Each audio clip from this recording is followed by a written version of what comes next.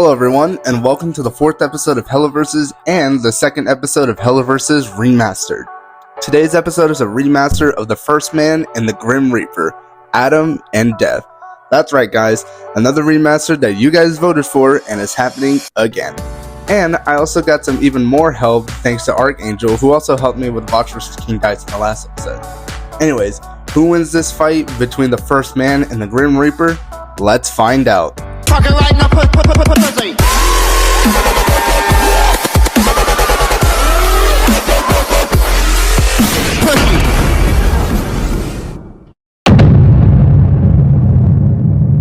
Adam, aka The First Man, is the main antagonist of the first season of Hazbin Hotel. As the first human, he holds a large amount of prestige in heaven, having been appointed as the head and leader of the Angel Exorcist army in order to defend heaven from hell. Adam, upon being borderline antagonized multiple times, targets the Hazbin Hotel first during the most recent extermination. Regretting the choice when, after being beaten down by Alistair and Charlie, he meets upon Lucifer in combat and ends up being beaten within an inch of his life and ended up dying after a sneak attack by Nifty. Although it's unclear what will happen to Adam in future seasons, since we never really seen his body after the new hotel has been built. So that really leaves us with a bunch of different questions upon what will happen to Adam in future seasons. Has he turned into a sinner and stayed in hell? Or is Vivzy saving up something special for him? We'll just have to wait and see until the new seasons of Hazbin Hotel to come out. Because we're coming to your hotel first. Death, also known as the Wolf and Lobo, is one of the primary antagonists of Puss in Boots: The Last Wish. He is the physical personification of death, seen and described to be a force of nature towards those he targets, especially towards that of Puss in Boots, who he stalked and chased relentlessly throughout the film in order to snuff out the cat's ninth and final life.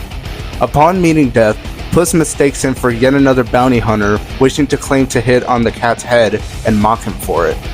After a mortifying conversation and a one-sided fight against the alleged mercenary, Puss migrated into the brief retirement to secure his last life until hearing about the Last Wish, in which he embarks on a journey to claim the wish for himself in order to attain his previous 8 lives and restore his pride, with Death stalking him throughout it. Then later in the Forest of Magic, Puss soon finds out that the wolf had stalked him throughout his journey and that he wasn't just a skilled bounty hunter, but instead the literal Grim Reaper, out to kill Puss after feeling insulted about a cat's ability to escape death more than once, telling the feline that he is, quote, not a cat person because of this. Eventually, upon them making his wish, Puss and Death engage on one last fight, in which Puss triumphs against Death with his newfound value of life, causing the wolf to dismiss him due to not viewing him as a legend anymore, causing their feud to end, with Death reminding the cat that they'll once again meet one day. Corre, corre, gatito. Alright everyone, now that we've covered both of their backstories, let's get into the analysis to find out who wins this remastered fight.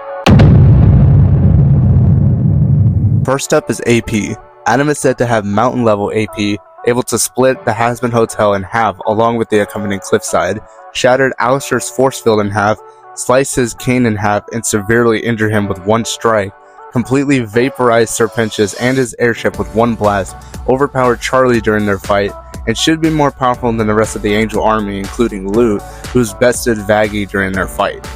Death, on the other hand, likely has building level AP, being superior to Puss at the beginning of the movie, who was able to overpower a stone giant despite his small stature, effortlessly shatter large crystals, and by taking a look at each crystal and comparing them to real-life crystals, these crystals should likely be quartz, since they're all white and crystal clear, and quartz is the most common type of crystal. So if we compare Puss's height and compare them to the crystals, then each crystal should have a height of about 2.5527 meters tall and 1.7145 meters wide. And if we assume the thickness of the crystals would be about 1.6764 meters, each crystal should break with a force of around 5.9796 megajoules of force, which would be about small building level AP. And we see Death break a total of 8 crystals effortlessly with a single strike. So because of this segment will end in a tie, since Adam can slice a large building and a cliffside in half, and Death shows more of his AP with the crystals.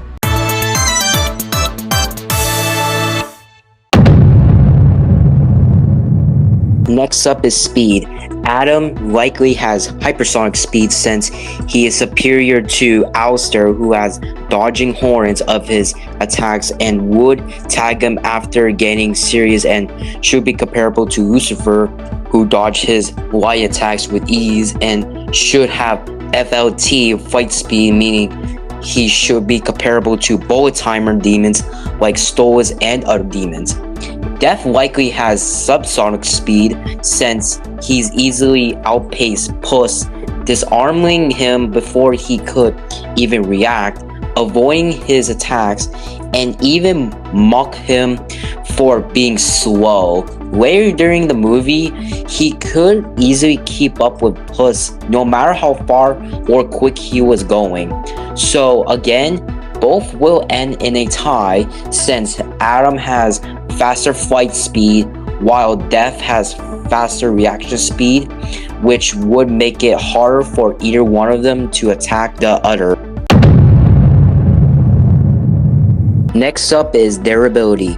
Death likely has building to star level durability since he can withstand attacks from Puss with ease, and his greatest feat of durability being when he was able to walk through the Wishing Star's force field without being disrated. As seen in the final battle for the map, one of Jax Horner's minions was completely disrated from being in the star's force field, and Death, being a force of nature, walked through it since you can't kill Death. Adam, on the other hand, likely has mountain level durability, able to survive a beating from an unraged Lucifer with bruises and blood, and later had enough strength to get back up and deliver a monologue, was completely unharmed from Alistair's attacks and not even having a scratch on him, and tank the recoil from Charlie's trident.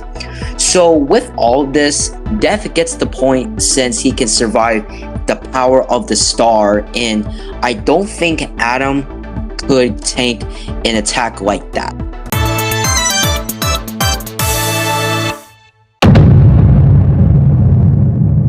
Next is IQ. Death is said to have gifted intelligence, since he is a master in various fields of combat, intimidation, and stalking, which all seems to factor into him being the physical manifestation of Death itself. His combat prowess was able to trump Puss during their first encounter, who was able to combat against multiple knights and a stone giant.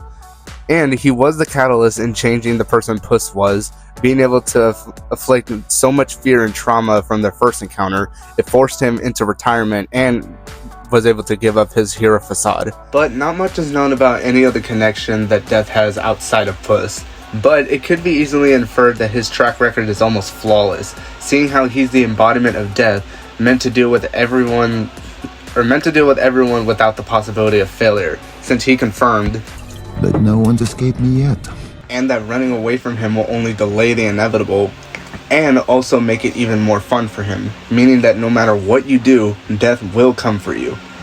Adam, on the other hand, likely has above average intelligence, being an overconfident angel and even narcissistic, with no sense of tact or subtlety.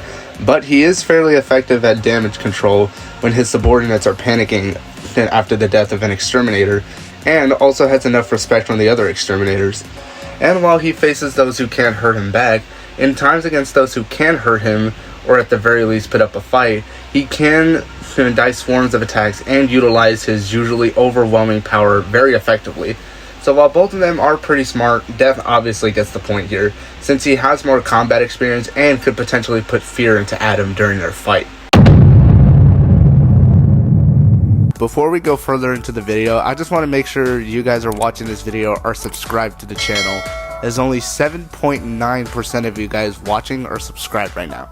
So please change that and subscribe to the channel so we can hit 100,000 subs by the end of this year.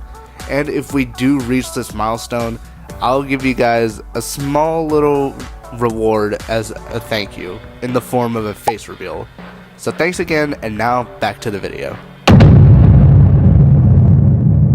Now we're getting into the interesting stuff, weaponry. Adam has his signature guitar axe that he uses in his song Hell is Forever and during the final fight against Alistair.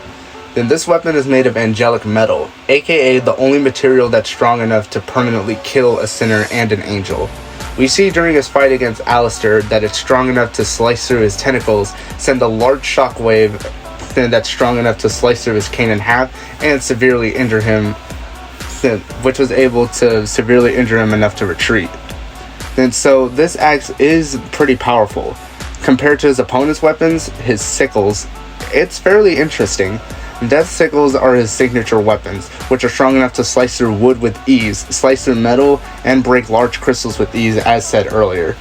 And they can also combine together to make a scythe for long range. So this is a fairly interesting segment, since one weapon is strong enough to kill sinners and demons with a single strike and send large shockwaves for long range, and the other can slice and break through pretty much any type of material. So because of this segment ends in a tie.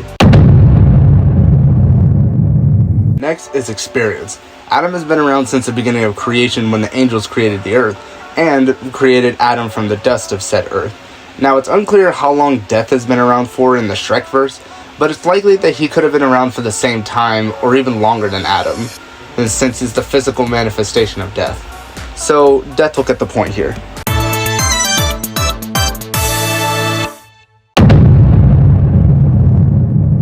Here is yet another interesting segment. Powers and abilities. Adam has flight, regeneration since he regenerated from his stab from Charlie, mortality since he was alive since the beginning of creation, and hasn't shown any signs of aging.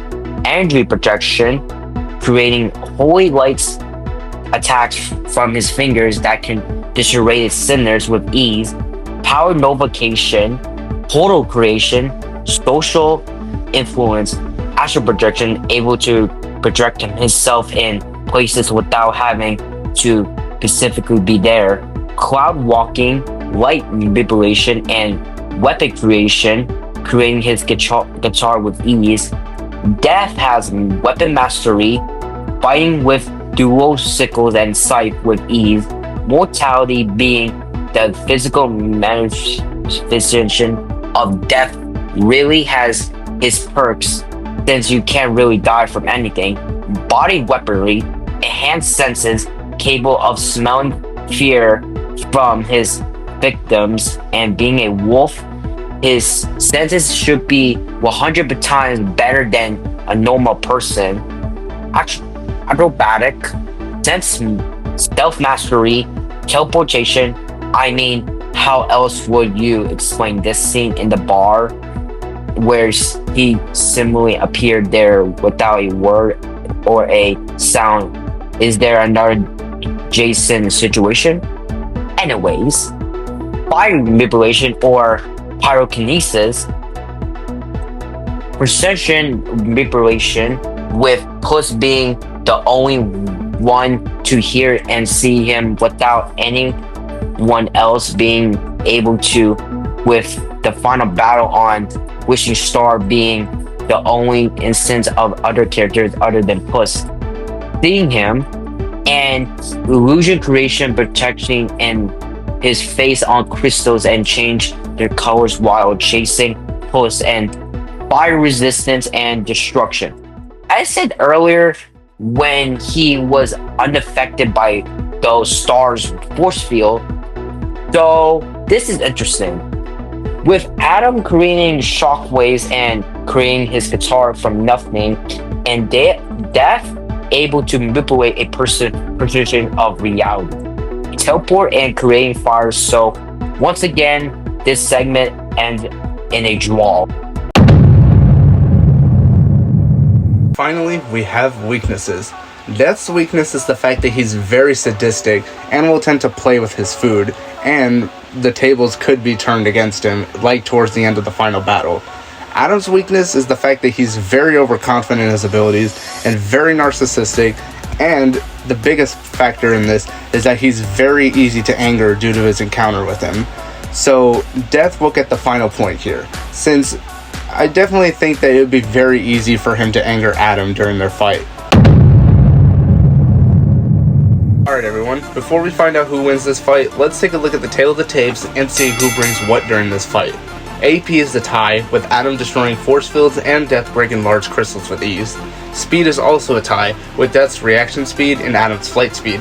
Durability goes to Death, due to him surviving the power of a star. IQ goes to Death, having more experience and different fear tactics. Weapons are tied, with both of them having effective weapons. Powers and abilities is also a tie, with both of them having different abilities that could potentially counteract one another, and weaknesses goes to Death, with Adam having more noticeable weaknesses that Death could exploit. So, with all this information gathered, the winner of this fight is... Now this would be a very interesting fight, with Adam flying around and sending shockwaves, and Death inputting fear into Adam to get the advantage, or simply angering him enough to put an end into Adam. Now, would this fight even happen? Most likely not, since Adam's already dead. But would this fight be cool to see? Absolutely. So, Death wins this fight. Do you guys agree or do you guys disagree? Let me know down in the comments below. Also, make sure to subscribe to the channel and click the bell icon to be notified when a brand new video or short is released. And also comment down below some episode ideas for a HellaVersus episode or a short. Anyways, thanks again for watching this episode, and I'll see you guys in the next episode. Peace.